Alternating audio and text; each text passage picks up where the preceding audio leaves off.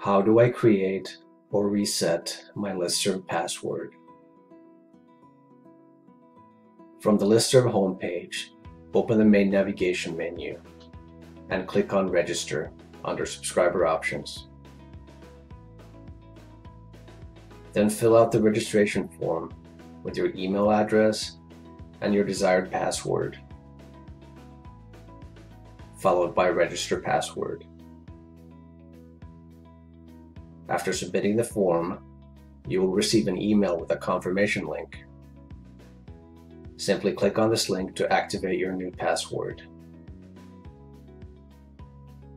You can now use your LISTSERV password to log into the web interface, where you can access password-protected archives, manage your list subscriptions, and post messages to your lists. If you already have a LISTSERV password but cannot remember it, this procedure will replace your existing password with a new one. Thank you for watching.